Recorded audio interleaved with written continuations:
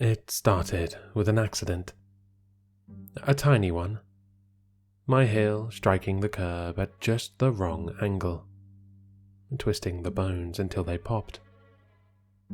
The doctors wrote it off as a minor strain, sent me home with a pat on the back and a script for painkillers.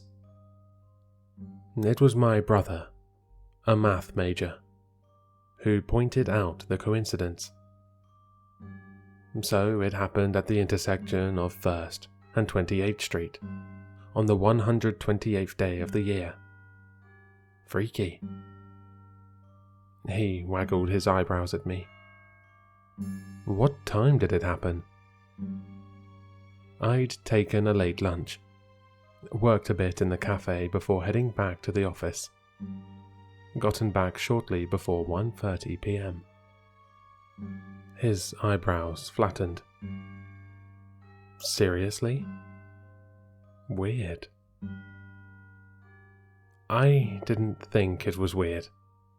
I would have forgotten about the incident completely if it hadn't been for what happened 2 months later. I'd only lost my focus for a second. Normally not an issue, unless you're behind the wheel on the interstate with a four-wheeler pummeling in your direction. I'd wrenched the wheel, narrowly avoiding a head-on collision. I veered over to the shoulder and waited for the smell of burnt rubber to leave my nostrils. When I chanced to look at the dashboard clock, it read 1:28 p.m. I twisted around just in time to see the four-wheeler disappearing around a bend in the highway. Its license plate? FYU 128. That night, I made a list. Accidents, mistakes, plain bad luck. The time I sublexed my patella on the soccer field in 3rd grade, or got trapped on a roller coaster for 6 hours following a park-wide power outage. The time I learned I qualified for a full-ride university scholarship, the day after the paperwork was due. The little things, misplaced valuables, cracked iPhones, unpleasant surprises on tax day, didn't need much. They might have happened on 28th of January or in the 128th house on the street. The only college class I had to retake held its final exam in classroom 128, which might explain how I failed a test I'd spent 6 weeks studying for.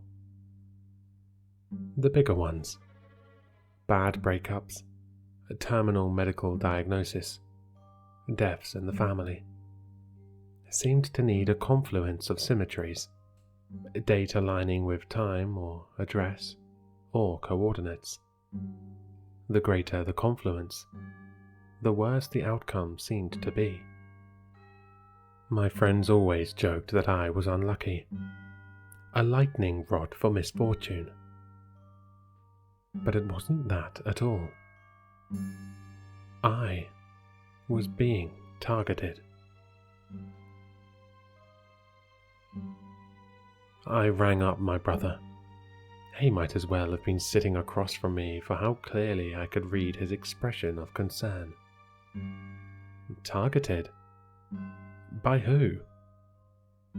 Do you remember the day Dad died? It took him a second to process the emotional whiplash. Yeah. But what? It was January 28th. I called the hospital. Guess what room number he was in? Erin. I surged on, determined to get my story out before he had me committed. I'm just saying, you hear some numbers are more common in the universe than others. Some weird quirk of nature that nobody really understands. Or people see the same number over and over and claim it has some spiritual significance. like angel numbers, or the Fibonacci sequence, or Benford's Law, or schizophrenia, he suggested. Shut up. Here's my theory. There are entities, intelligences, whatever you want to call them, that express their will under certain conditions. In my case, the appearance of a specific sequence of numbers. Just pretend for a second that it's possible. What would you do? I'd roll over and wait to die. Statistically speaking, there's no way to avoid a number. Numbers are the blueprint for everything you see. They're the language of nature. He stopped himself, realizing too late that he'd allowed himself to get swept up in the intellectual exercise. He cleared his throat. But this isn't about reality.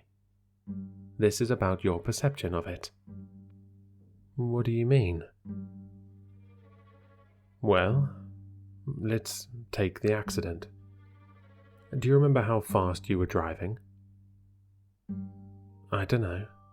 80? Do you know how many kilometers per hour that is? I felt a chill walk slowly down my spine. Exactly. And if you wanted to take it further, how many times do you see a 128-degree angle? Or read the 128th page in a book? The point is, you're not aware of these instances, so you don't experience any bad luck.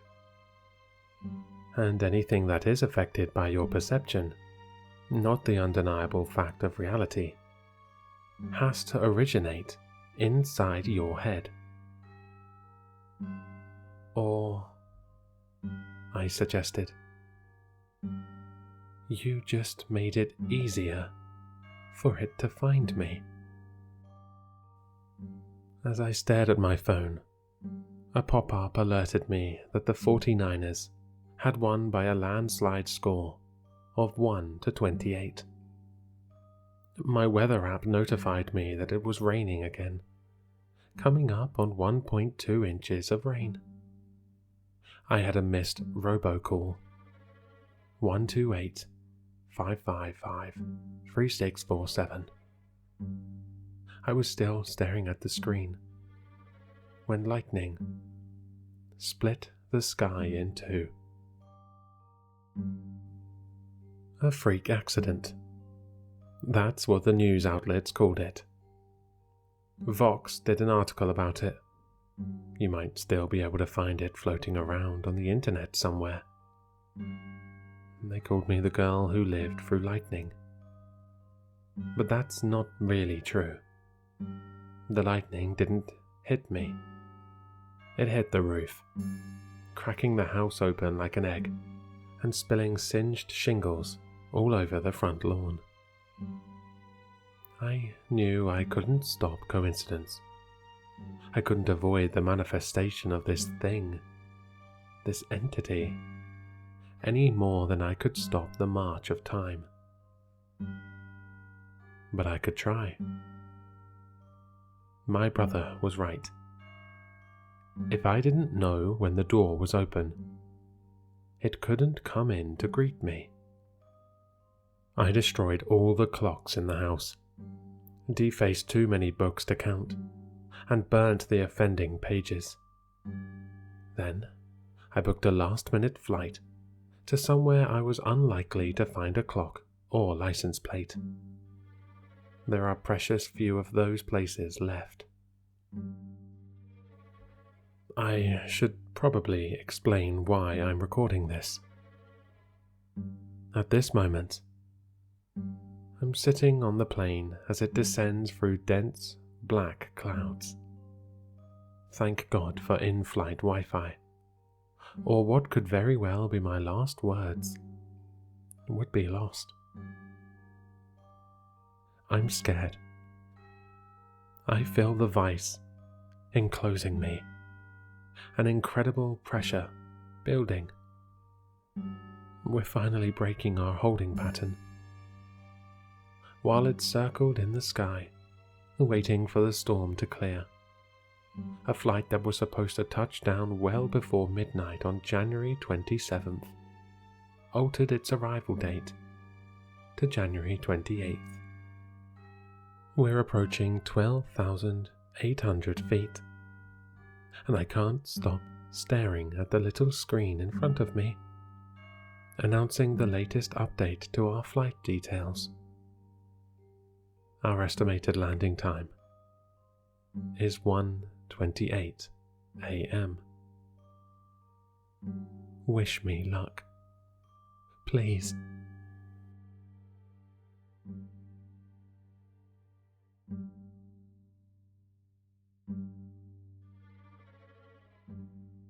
Hello, Sinister listeners. If you've enjoyed this story, then you'll find all the author's information in the description below. For more content, be sure to like, comment, and subscribe to succumb to the sinister.